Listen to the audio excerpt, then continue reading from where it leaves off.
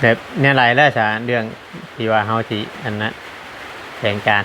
ยังบ่ได้ไปชื่อด้วยอย่างกันยังบ่ได้ชื่อหยังยังบ่ได้เตรียมหยังเนาะแม่นอืมก็ถามน้องพ่อว่าสิเอาในใดเอากับพื้นที่การเฮ็ดอืมปรึกษาลุงแก้วแล้วบ่จักน้องวีเพิ่นถามว่าเพิ่นเฮ็ดจังไดเออสิโกโอเค ก็ออกทางหน้าแม่นเพิ่นว่าสิอะไรก็ออกคล้ายๆคือตัวนี้น้องจ้อยบ่รู้ว่าจังไดโอ้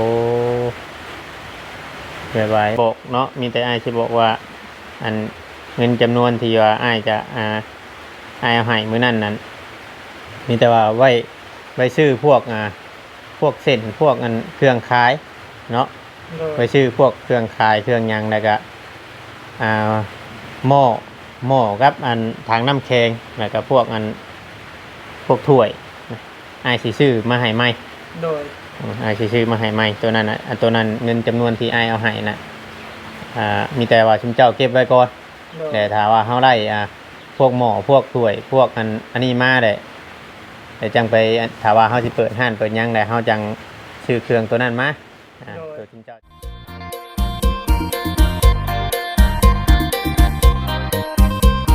ครับสบายดีเนาะพ่อแม่พี่น้องเบิดสู่คู่สู่คนพี่น้องเนาะเบิดสมองสุบอนว่าสิเป็นพี่น้องทางฝั่งลาวเนาะกราบสวัสดีพี่น้องทางฝั่งไทยอีกทีนึงพบพ่อกับช่อง YouTube คงว่าวิ่งชายใจกันด้อยเพียงเนาะอีกคือเก่าคือเดิมพี่น้องเอ้ยเนาะ B2 พี่น้องเอ้ยเนาะเพิ่มเติมก็อยู่กับน้องๆไงแน่พี่น้องเมื่อกี้นี่ฝนตกพี่น้องเอ้ยแห้งเติบว่าสิถ่ายให้พ่อแม่พี่น้องเบิ่งบัดมันบ่ได้ยินเสียงหยังพี่น้องเนาะเสียงมีแต่เสียงฟ้าเสียงพ้นเท่านั้นพี่น้องนี่ก็มาอัพคลิปให้พ่อแม่พี่น้องได้เบิ่งได้ชมนำกันแล้วก็จังใดก็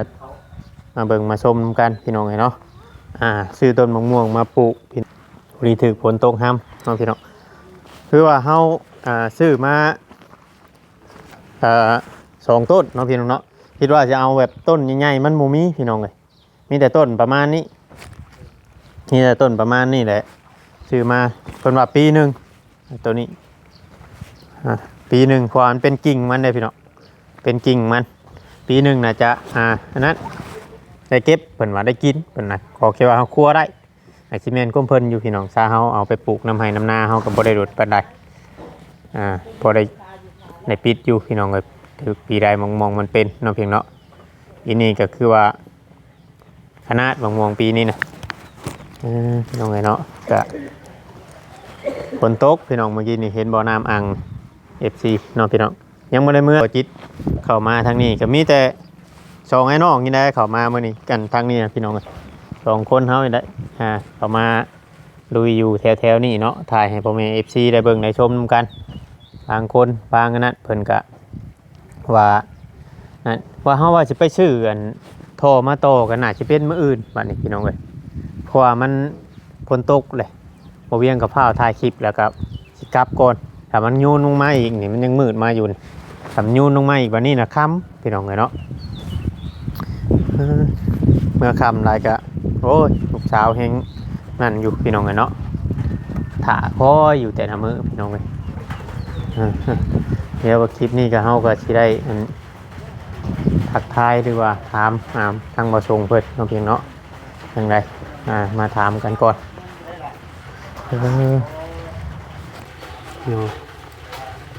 มานั่งอยู่พี่ก็ได้บ่ชงมานั่งอยู่เตียงพี่ก็ได้มารถมาทั้ง2 รถสิถามนี่พี่น้องเอ้ยเนาะพามันฝนก็ยังหยาดอยู่ได้ตอนนี้นะพี่น้องเอ้ยยังตกอยู่เป็นฝนฟอยเนาะฝนฟอย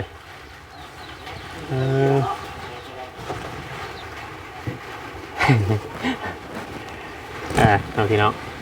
กลับมาถอดชายสักแวะหน้ามาให้นะพักกันนอนพักผ่อนตกเนาะบรรยากาศหลายทีเนี่ยพี่น้องเลยยังมาช่วงบรรยายจักหนุ่มวีนี่คืนนี่ก็เอาไปห้องหมอเป็นคืนอันน่ะแม่เป็นยังอ่ะนะฮะแม่ไปห้องหมอแม่กันไปใช้โรมอยู่ห้องหมอคืนชุกชราวันเดือนคุณบอกโดย แต่เพิ่นว่าเป็นหยังแค่หมอเพิ่น จักไม่เอากับบ่ได้เข้านำน้องวีเข้า เอาเพิ่นบ่ได้บอกเจ้าว่าหยังมี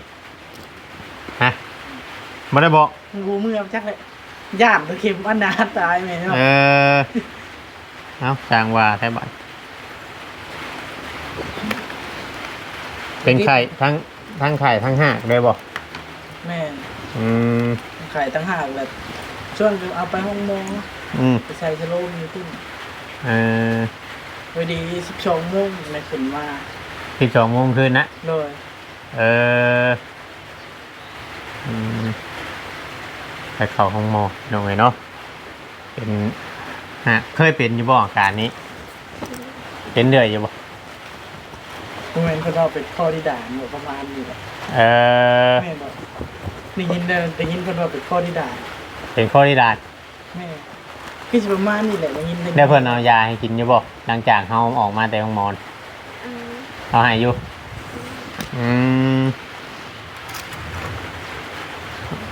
เขาก็บ่ได้เข้านํเขาก็ย่านเข็มคือกัน ย่านบ่เจ้ากัน เลย ต้องที่ย่านแท้เนาะมีแต่คนย่านเข็มเออ มีแต่พ่อกับแม่เข้านำอยู่คืน ไปเบิดกูคนบ่ บ่ประกันไป4คน ไปกับไผ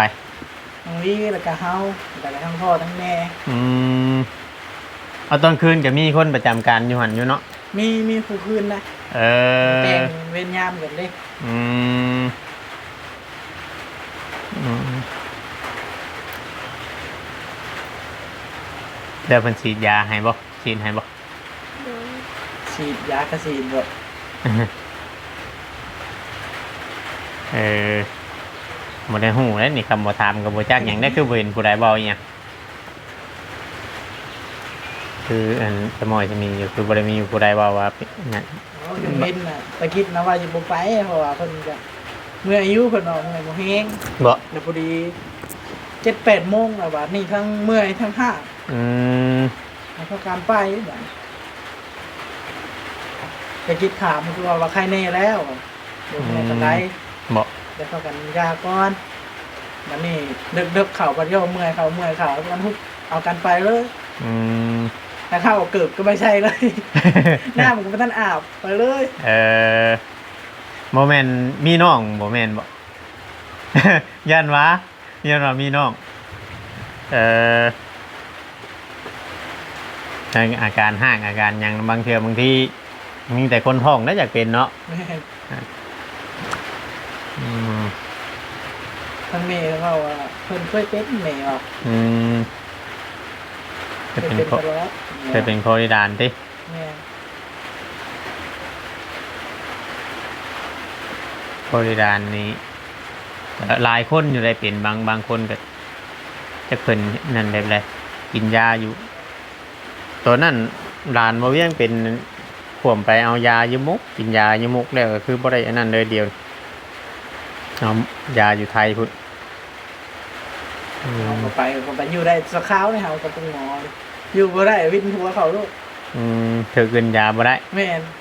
อยู่ได้อยู่แต่บ่ดม บ่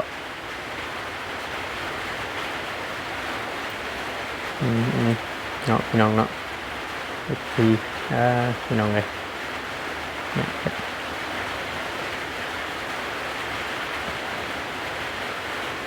แบบเนี่ยไรแล้วจ้ะเรื่องที่ว่าเฮาสิอันนั้นแผนการ ยังบ่ได้ไปชื่อด้วยหยังกะ ยังบ่ได้ชื่อหยังยังบ่ได้เตรียมหยังเนาะ แม่น อืม ก็ถามน้องพ่อว่าสิเอาในใดอ่ะกับพื้นที่การเฮ็ด ปรึกษาลุงแก้วแล้วบ่ จักน้องวีเพิ่นถามว่าเพิ่นเฮ็ดจังได เออ บอกเพิ่น สิโกโอเค ก็ออกทางหน้า แม่นเพิ่นว่าสิแล้วก็ออกคล้ายๆคือตัวนี้น้องจ้อยบ่รู้ว่าจังได โอ้เดี๋ยวไว้ให้มันมีอันบนวางบนหยังเนาะวางโต๊ะวางหยังเนาะ เพราะว่าเฮือนเฮามันเป็นเฮือนตันเด้เนาะ อืม มันบ่มีพื้นที่แบบ นี่ อยากเห็นกระไดลองเบิ่ง อืม ขับเครื่องของนี่น้องวีใครแน่เท่าไหร่ยังจะได้ลงไปซื้อ อืม แต่คิดก็ว่าสิพากันลงไปซื้อแล้วเว้ากันได้ เอารถไถบ่ลงไปชื่อ จักรถพอเฒ่าวีบ่ ฮะ รถพอเฒ่าวีประมาณ เพิ่นสิพาลง แม่ โอ้ อืม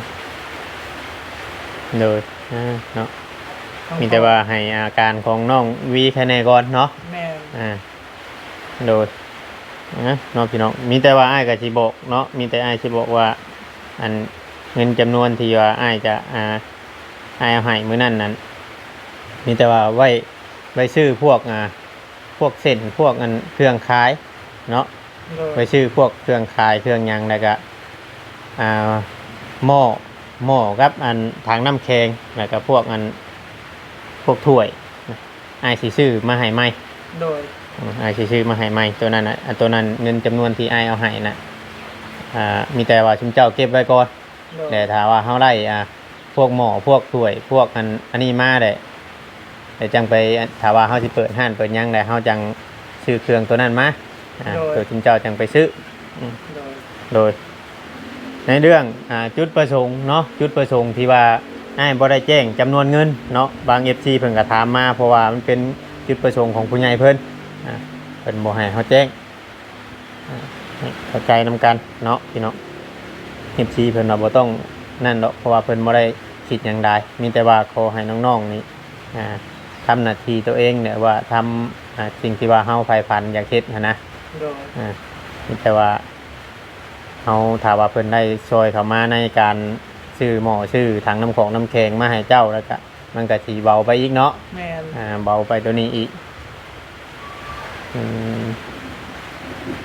คือเงินจำนวนนี้ล่ะให้พวกน้องเก็บไว้ซื้อหมวกเส้นหมวกเครื่อง แม่น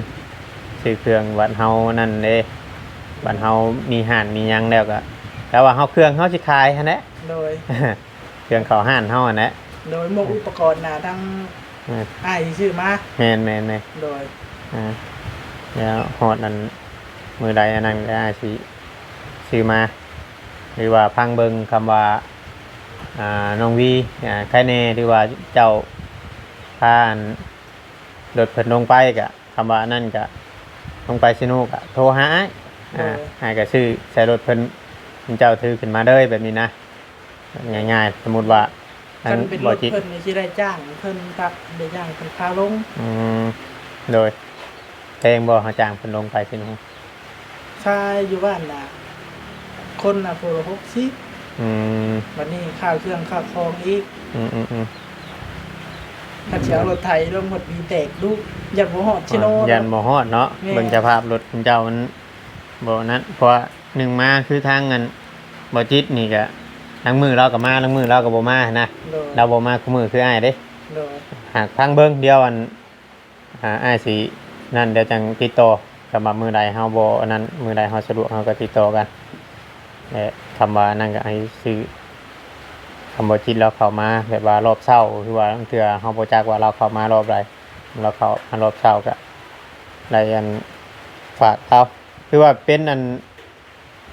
เขาใส่อันเครื่องใส่ของเพื่อให้มามันนี่ก็คือกันนะได้จ้างเราคือเก่าได้อันเอาขาน้ำเมืองน้ำมันโมเมนต์ว่าจ้างดอก โดย ขาน้ำเมืองน้ำมันให้เราคือเก่าเนี่ยคือเราแก้เครื่องมาให้มื้อนี้ก็มื้อใดเราขึ้นมาก็ทำเราอันนั้นก็ให้ชื่อใส่รถเรามาไอ้ก็สิบอกน้องๆอีกทีนึงแต่ว่าให้ลุงเคลียร์เบิ่งพื้นที่ก่อนเนาะสิงานเกาะสิหยังหรือว่าอย่างใดก็อันนั้นต้องลองเบิ่งต้องเฮียนเบิ่งนะในโทรศัพท์เขาสูตรเขาเฮ็ดก๋วยเตี๋ยว เพิ่นสอนหลายอยู่แล้วเนาะใน แม่น ช่วง ส่วนได้ก็ต้องลองกินก่อนลูกค้าได้บ่ ต้องชิมก่อน แม่นต้องชิมก่อนได้บ่ เฮ็ดให้เขานี่ฮะเขาจ่อยเขาลุงหลาชิมมันก่อน โดยต้องชิมมัน กะวันผ่านอยู่แล้ว แม่นเพราะว่านั้น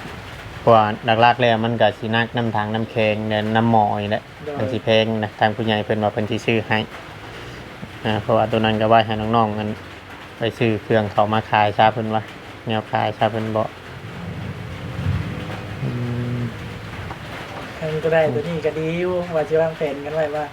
ซื้อขนมพร้อมมาขายซื้อขนมในการม่วงน้ำส้มน้ำหวาน มาหอยตอนเต้นเนาะ แมน ทั้งเถื่อกินซีเพชรมันยังว่ายังย่ำขนมกรอบๆแกบๆได้เนาะ แมนเพราะอะไรคือ เลย งบตัวนี้มันกระลายเติบบางเทื่อบางที่มันเหลือจาก ซื้อกระต้มขนมเลยสิซื้อปลาทูมาขายน้ำเพราะว่ามันสิใกล้สิลงนาเลยเด้ หนึ่งมาจากหน่อยไก่ลงหายลงหน้าบัดหาชื่อนะอยู่ในกินยากเนาะ แม่น แบบน้ำบ้านนี่เฮงบ่ค่อยมีบอนเฮ็ดเนี่ยอยู่ในกินครับ แม่นอยู่แถวบ้านนี่เพิ่นบ่ค่อยขายของลุงกิน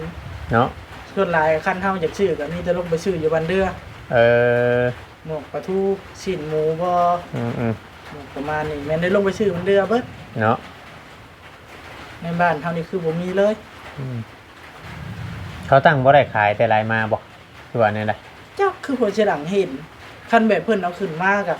เอาขึ้นมาเล็กน้อยแล้วก็เบิดแล้วก็โดนๆสิเอาขึ้นมาเท่านึง แต่ห้านขายปลากับน้ำหั่นกับห้านก็เปิดเนาะบางห้านตะคมนี่เนาะ แม่น ไอ้ที่แกบ่ได้เห็น เวลาเปิดนั่นก็ได้ถ้าก็เปิดมันก็ทำบ่ทันฮอดปีนำ เพราะว่าเขาบ่ได้คอยขายในกินพี่น้องไอ้แถวนี้แต่บ้านเดือก็ว่าง่ายๆก็เริ่มหาก็เห็นปีนี่แหละเนาะห้านกับข้าวมายังอาหารตามสั่งก็ แถวบ้านเดือก็มีจังหาร3 ปีแต่เก่าก็มีแต่ห้านเพอส่วนใดห้านเพออยากอันนั้นอยู่หักมันก็แล้วแต่ลูกค้าของไผของมันเนาะ แม่มันก็แล้วแต่คำเว้าคำจาแล้วก็รสชาติเผยเฮานำ สำคัญคือรสชาตินั่นแหละพี่น้อง แม่ กับมันแซ่บก็นั่นแหละเอาขายเพอไปรถพักจนเน่าก็จะเอาออกมาให้ลูกค้าโยเขาจะกล้าบได้บ่เป็นได้แบบนั้นเราต้องเบิ่งในวัตถุเฮานำ แม่นวัตถุดิบน้ำเลยกันคำเว่าคำจาเฮาบ่ม่วนลูกค้า แม่ ก็ น มาก เลย เอาไปเอามาลูกค้าเขามาหัดบูดใช่นะเว้ยบ่ถูกใจเชฟก็บ่เชฟบ่เข้าได้ข่อยว่ะ บ่ได้ได้เนาะ แม่น อ่า หาเข้าไปหานั่นมันก็เว้าม่วนได้ไม่ค่าอาหารน่ะต้องกินก็พอกินอยู่อะเถื่อเข้าไปโอ้ยไม่ค่ากันหนาบูดบ่เข้าดอก แต่เคยลองถามเบิ่งอยู่ว่าพวกนั้นเครื่องพวกนั้นพวกหมอเพอหมอหยังนี่อ้ายก็ยังบ่ได้ถามมึงจัก ยั เทื่อได้ เฮาก็ยังบ่เคยจะเครือ ยังบ่ได้ถามบ่ แม่น แต่ว่าจักหน่วยเท่าใดเนาะ โดย ขากลับเมื่อตอนแดงสิลงไปถามเบิ่งแล้วมื้อใดว่างๆได้สิอันนั้น หากนี้เพิ่นเว้าอยู่ได้ยินเพิ่นในห้านน่ะเอ็นกัน หน่วยข่าวๆเพิ่นว่าประมาณ1,000บ่ มันมีเป็นแบบตัว2ช่องตัว3ช่อง เดี๋ยวแต่รุ่นมันน่ะเนาะ แม่น เออจักหน่วยที่ว่าเฮาใส่กันหน่วยเดียวบ่ หน่วยเดียวนะหน่วยเดียวแต่มันสิมี ช่องรวบ 2ช่องแล้วก็3ช่อง อืม ตามแล้วก็ขนาดมันอีกตัวขนาดน้อยนี่สิมีเป็น2ช่อง อืม ตัวขนาดประมาณใหญ่ๆนี่ก็3 ลองเบิ่งน้องไงเนาะลองเบิ่งสูตรตอนอ้ายเฮ็ดอยู่ไทยนั่นมันจะเป็นหมอไผหมอมันหมอเนี่ยคือว่าเนี่ยมันขายดีเด้เพิ่นใช้หมอใหญ่หมออันต้มน้ำซุปหมอลวกอันนี้นี่เพิ่นบ่ได้เอามารวมกันเนาะเป็นเฮ็ดสูตรมันขายดีถ้าว่าหมอน้อยก็มันบ่ทันลูกค้าเข้าหลายเด้บัดเขาอยู่ได้บ้านเฮามันบ่คืออันนั้นแน่เนาะ บ่ปานใด นั่นทำได้ประมาณจาก3โต๊ะนี่ก็ยังว่าโอเคได้เนาะ แม่น 3โต๊ะแบบว่าเป็นเข้ามามันแบบว่าอยู่บ้านเฮานี่ขายแบบมันแบบสิไปเรื่อยๆเนาะ แม่น มันบ่ได้มีช่วงเวลาคืออันอยู่ไทยเด้อยู่ไทยนี่มันจะมีช่วงเที่ยงกับก่อนคนสิเข้างานช่วงเที่ยงนี่คนพักเที่ยงเด้เขาสิมากินช่วงนั้นนี่กับตอนแรง6 โมงนี่ช่วงคนนั้นเขาเลิกงานช่วงเช้าไปเรื่อยๆคือกันตามที่เราเคยขายมานะพี่น้อง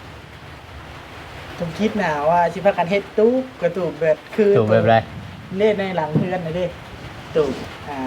จ่ายได้ ตูบน้อยนี่บ่ แม่นว่าสิเฮ็ดจัก3ตู้ว่ะแต่มันคือว่าอันนี้ถามทางพ่อเพิ่นว่ามันใช้งบหลายแน่ อ๋อเฮ็ดแบบตูบแบบว่าชื่ออะไรให้เขาขึ้นไปตั้งอยู่หั่น แม่น เฮ็ดให้มันแบบอันนั้นแหน่จังหน่อยบ่ แม่นแต่ว่า เอ ใช้ อ งบหลายแน่ ถ่ายเฮาเฮ็ดแบบนั้นเนาะ แม่นคักแล้วก็งามแน่ อืม มันเป็นตูบไผตูบมันได้เป็นความส่วนตัวของลูกค้าอีกก็ว่าแม่นอะนะ อืมโอ้ถ้าเป็นการะตูนเวอร์ชันมันก็อันนั้นอยู่ฮะคือว่าเนี่ยมันใช้งบประมาณหลายเออ เดี๋ยวเทื่อลูกค้าขี้ เฮา หายเด้อ เฮาต้องลองก่อนเฮาต้องลองแบบนี้ก่อน แม่น เฮาสิคิดใช้แบบว่าตัวนั้นมันอันนั้นหลายก็บ่ได้ แม่น เราต้องลองเฮ็ดกับตัวนี้แหละวัตถุดิบของเฮาก่อน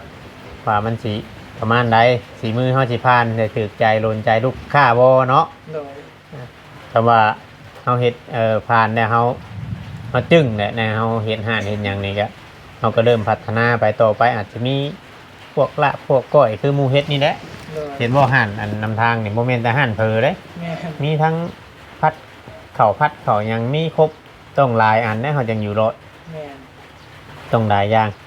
แต่ว่าอย่างหนึ่งอย่างเดียวนี้บ่เลาะพี่น้องไงเนาะ ต้องเรียนไปเรื่อยๆเนาะ แม่นการเฮ็ดการทำอาหารว่าท่านมันต้องมีหลายรูปแบบ ตอนแรกอะเอาไข่กับไข่เพ้อเทียนพัดกบพัดเข่ากันน้ำกับชีนบ่ออันนี้เนาะ เจ้าได้เฮ็ดกินเฮ็ดหยังเป็นเจ้า เห็ดเป็นลายอันอยู่เฮา บ่ แม่น เออ ถักหมวกเพ้อนี่บ่เคยหมวกแบบซีน เออ กับข้าวพัดนี่บ่เป็นแต่ อืม หมวกกับหมวกน้ำมันนี่แหละยอม พวกพัดพวกหยังนี่บ่เป็นเนาะ แม่น เออน้องวีได้แบบพวกพัดอันกะเพรามายังนี่เป็นบ่ยังบ่เคย โดย เออ